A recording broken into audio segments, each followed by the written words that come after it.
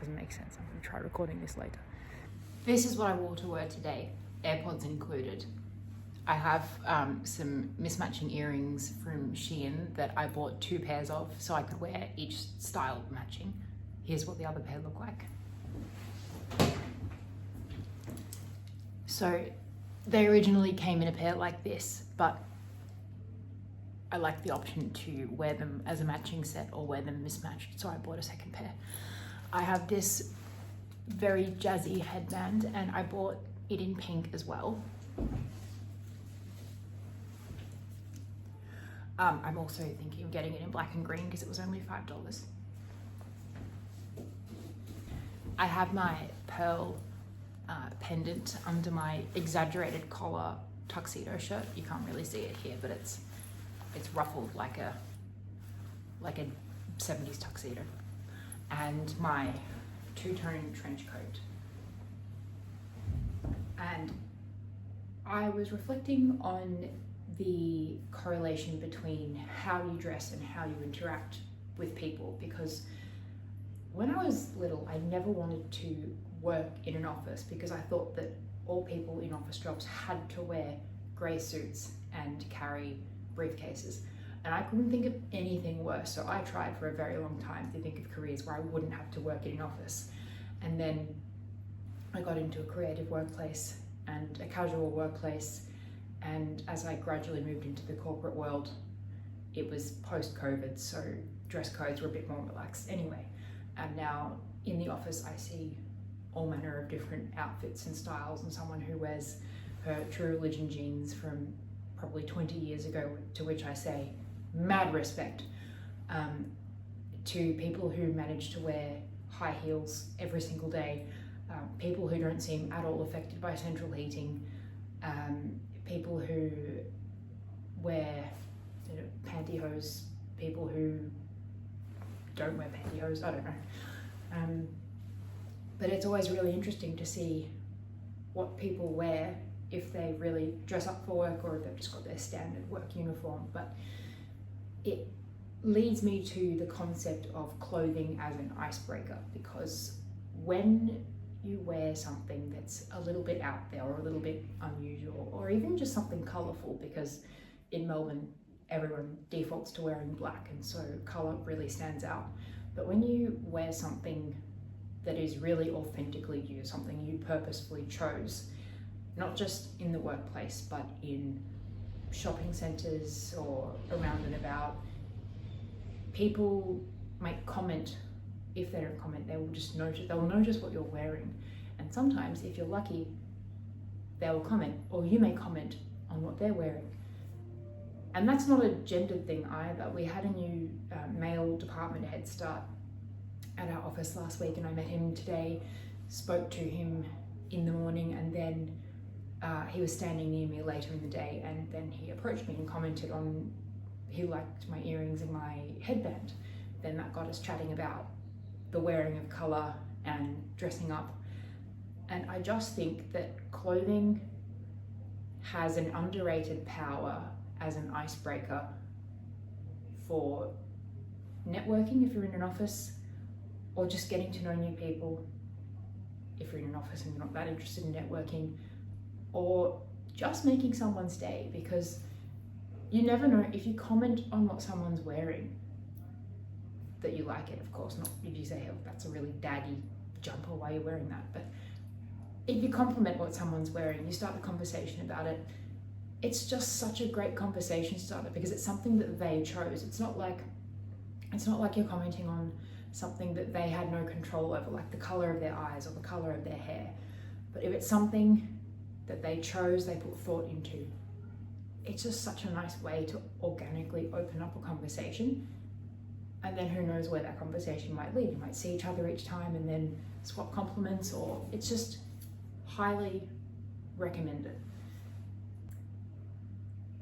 I just think when you're wearing something that feels really you, like this feels peak me, there is glitter and structure all at the same time. But when you're wearing something that's really authentically you, you embody so much more of yourself and you attract people to your authentic self. You're not putting on any any false fronts. You're not luring people in thinking, oh yeah, they're a really down-to-earth person, they've just dressed down in jeans and a t-shirt. If you're not a jeans and t-shirt person, if you're really on the fussier end of the spectrum, such as myself, and you don't feel necessarily comfortable in jeans and a t-shirt, but you're too nervous to branch out and wear what you actually like. I used to Google, this is how much of a nerd I was in secondary school. I used to Google how to wear what you want. Like, how to wear what you want. And the answer, I didn't need ChatGPT for this, mind you, that was a decade before ChatGPT came out, but the answer is just put it on. And this happened as well. I do sometimes get people who I don't know commenting on what I wear and saying, oh, I could never wear that. There was this one lady I saw on the train a few times, and then finally one day she commented on the coat I was wearing, which is, she commented on this pink fluffy coat that I was wearing, and we got to chatting about it, and she said, I just love it so much, but I could never wear that. And I just said, why not? And I know a lot of women worry about mutton dressed as lamb, but I think what life is so short, as we are all told all the time. If you wear a pink fluffy jacket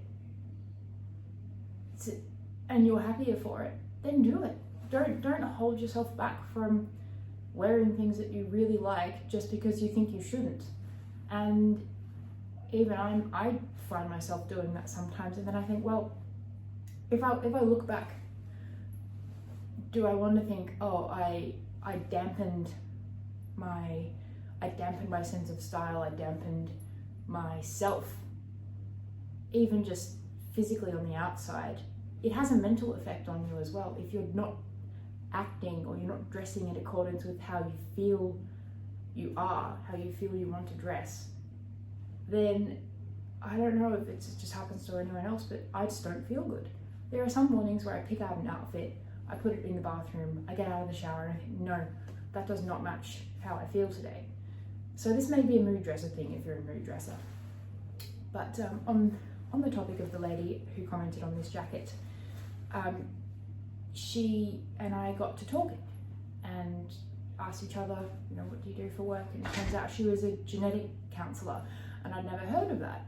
So we had quite a good chat. I don't think I caught that train at that time from that station again much after that, so I haven't seen her really since. But you know, it opened my world a little bit. I now know that there's such a thing as genetic counsellors, and hopefully she was encouraged by, you know, my comments and my fledgling, this was a few years ago, my fledgling corporate sensibilities to just branch out and wear something fun. And you can't see them right now, but I'm wearing my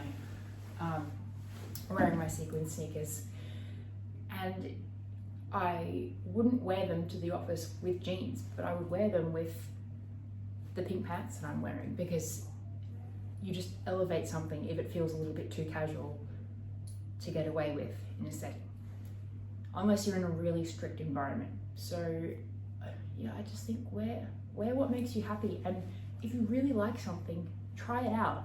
You don't have to keep wearing it. But the other thing about commenting on what people are wearing is that you never know if that's the first time they've worn that. Maybe they're a little bit nervous about, oh, I'll try it, it feels a little bit much for me, but I really like it. Maybe I look a bit stupid, and then someone compliments you on it and they're excited about it for you, and it just validates it for you, it validates the experience and just reinforces your confidence in your sense of self. So I hope this little treatise on networking, icebreaking, being true to yourself through your clothes, I hope it makes some sense. I've just gotten home from work, as I mentioned at the start, and I don't really have as much structure for this video as I would like, but I'm trying to script out more, because I do have a lot of thoughts about clothes, which is the whole reason I'm posting here. So if there's anything that you would like to hear me chatter about, especially when it comes to day-to-day clothing, how to look after clothing, how to pick clothing for a corporate environment or just a workplace environment while staying true to yourself, do let me know, because I would love to find some answers for you.